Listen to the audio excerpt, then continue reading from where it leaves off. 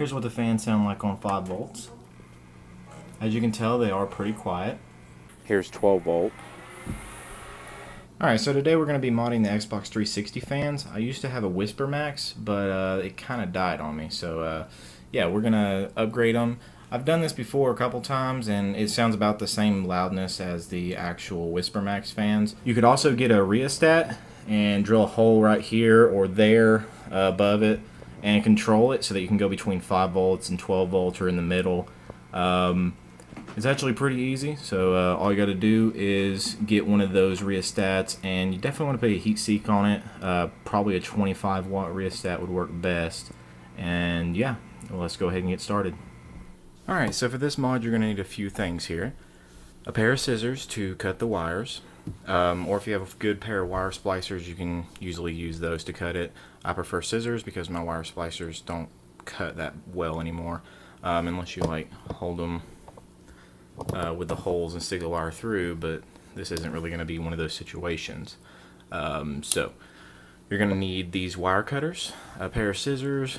These are wire taps. These are going to be used to get into your 12 volt source and the ground, or you could always run the ground to somewhere on the Xbox if you choose to do it that way. You just need 2 of these. You're also going to need 2 of the end caps to crimp onto the wires. And then you're going to need some red and black wire, really any type of wire that would work, preferably 22 gauge, and that can handle the actual output.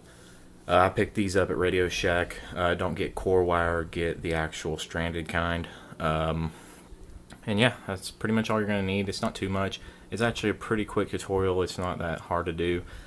So we'll go ahead and get this stuff out of the way here. And you're just going to pull your Xbox apart, of course. If you need a disassembly video, you can check in the description below. So you just need to pull the actual DVD drive out.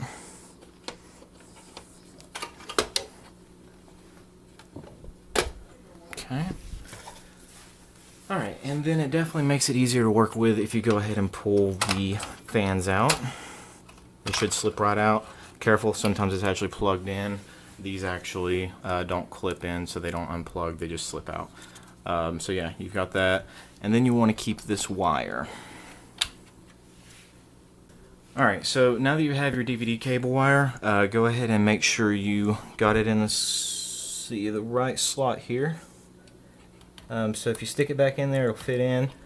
That's good. Now remember, it's the back cable to the right. So if you look at it, you pull it up. This cable is your ground, and then the cable to the back at the top is going to be your 12 volt source. So right side, that's your 12 volt, left side, that's your ground. Alright, so you're going to see red, blue, brown, and black. The red and brown are positive, the blue and black are negative. Now depending on if you want to, part some stuff off, if you don't need this anymore, like I'm not going to, you might want to snip a little bit closer up to here, so that you could actually sell this fan piece. They go pretty cheap, but hey, if you want to make a few bucks, go ahead. So all we got to do is take a pair of scissors. We'll go ahead and snip right where it's bending, just like that. And then we'll actually split these wires. So we'll go ahead and splice them, and then we will use the end caps to hold them together. Alright, so wire stripping is actually pretty easy. These are actually probably 22 gauge wires. So we'll just pull that, and as you can see, it comes off really clean. And just do that for all the wires. Alright, so once you get all those stripped, you just want to get them together. So remember, blue and black is negative, and brown and red is positive. So just go ahead and twist those together so that way you don't forget later. Now you just want to do the same thing with your black wire. Just cut you off a little bit. About the length of the Xbox would be fine. I went over a little bit. I'm just going to trim it up as necessary. So go ahead and strip this as well. Just like that, and then you can set that aside and do the same with your positive wire. Now we don't really have to strip both sides, but if you went ahead and strip both sides, go ahead and cut one end off, and I'll show you why here in a second. Alright, So here's the really easy part because we have crimps. Now, as you can see, the blue and black are together already. So we just want to bend that onto the black wire so that we know this is the ground, and then twist it together.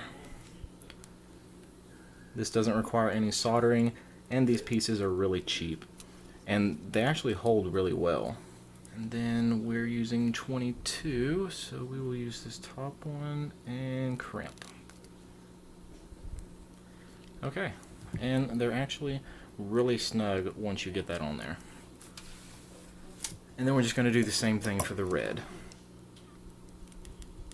Alright, so now we can put the fans back in there. Just kind of get the wires out of the way a little bit. And hide them like that. Okay, twist that up in there. Alright. And pull that back a tad bit. Snap it in. And now you've got your connections. Simple as that. 12 volt. Here's where the splices come in handy. Which actually you might need a pair of pliers for this if you can't use your hands. Not really a requirement though. I was able to do it sometimes with my hands. And you just want to go midway up the wire. So about right there in the middle.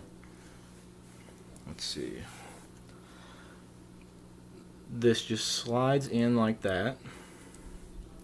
And there's a little barrier on some of these so that it won't go through on the other side. And then you will take the positive, and we want to trim it up a little bit actually. So we'll keep about that much of it. This is where my pliers come in handy too. Okay. We'll do the same thing with the black wire. Keep it kind of the same length. Just like that. Alright. Now then, we're on the positive. So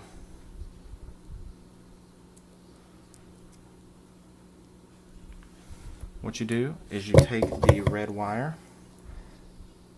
stick it in the side that isn't blocked off, just like that.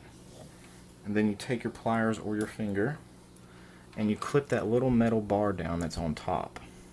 Make sure all the wires are nice and good in there. Just like that. Wires nice and snug. And push that metal bar down. Alright, and then once you get that in there, you can just close the cap so there's no shorts. And that's your positive. So now we will do the negative. And that one is on the left side. So again, we will stick that in the middle, just like that. And put the negative in there, just like that. And then we go back to crimping it again.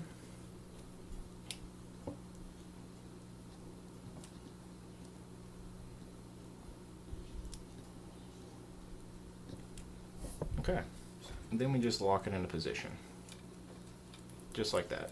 So now we just hook everything back in.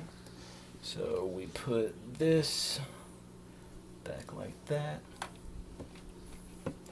So now we can plug it all back up. Slip this through the bottom. Okay, and slip that over top. And it slips right back down to position. And there you go. This can be fine sitting there. You can move everything around as needed there. Once I put my fan case back on, like the actual shielding, it'll actually be fitting really snug because the shield will actually cover this part. But we'll go ahead and hook it back up just so you can see what it looks like or what it sounds like. Alright, so we got it all hooked back up, so let's go ahead and turn her on and you can hear what she sounds like. Oh yeah, much louder. Listen to that thing purr. That's going to keep your Xbox nice and cool. I did this with a couple other Xboxes. Haven't ever had any problems out of it. You know, I'm sure it will decrease the life of the fans because they are moving faster. But a couple of the fans I've seen actually are rated at 12 volts. So I don't know if that's between two fans because they're labeled on both. But yeah, anyway, everything works all good here. Hope you enjoyed this video, and we'll check out my next one. Peace out.